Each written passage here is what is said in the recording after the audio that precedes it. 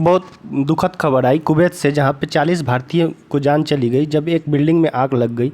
और इस आग में टोटल 48 लोगों की डेथ हुई है, जिसमें 40 इंडियन है। और ये 40 में से सबसे ज़्यादा केरल से हैं, केरल स्टेट से हैं। इस पे फॉरेन मिनिस्टर एस जयशंकर ने भी रिएक्ट किया है। फिर मोदी जी ने भी हाई लेवल मीटिंग की और इसका जायज़ा लिया।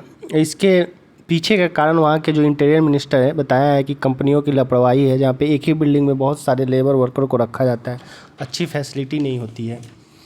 जो भी गवर्नमेंट नॉर्म्स है उसको फॉलो नहीं किया जाता, वहाँ ध्यान नहीं रखा जाता है। अगर आप देखेंगे तो हमारे देश में करीब 1.4 करोड़ लोग देश से बाहर रहते हैं, जिसमें 66% तो सिर्फ ये गल्फ़ कंट्री में ही रहते हैं, एक बेहतर और जीवन और जीविका के लिए। जब हमारे देश में रेमिटेंस आता है तब हम लोग बहुत खुश होते हैं। इस बार का डेटा अगर आप देखोगे तो 1 से 11 बिलियन डॉलर रेमिटेंस आया था। सभी रिकॉर्ड टूट चुके थे, पुराने जो भी रिकॉर्ड थे उससे सबसे हाईएस्ट आया था इस बार रेमिटेंस, और इंडिया ने रिसीव किया था रेमिटेंस। इतना पैसे लोगों ने कमाकर हमारे देश में भेजा है, पर जब ऐसे खबर आती है तो बहुत दुख होता है। पहली बार नहीं हुआ है, और डेटा के हिसाब से अगर आप देखेंगे तो हर दिन एक इंडियन वर्कर मरता है गल्फ़ कंट्री में। गल्फ़ कॉरपोरेशन काउंसिल यानी 6 देशों का ये समूह है, जिसमें Kuwait, Saudi Arabia, Bahrain, UAE, Qatar और ओमान आते हैं।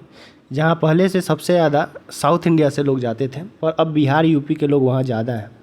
वहीं इंडियन वर्कर के दम पे यहाँ की जो इंफ्रास्ट्रक्चर है वो खड़ी है, क्योंकि इन देशों को अगर चीप लेबर अगर कहीं से मिलता है तो इंडिया से ही मिलता है, पर इन्हें प्रॉपर फैसिलिटी नहीं दी जाती है, जिसका नतीजा है कि ऐसी घटनाएं होती हैं।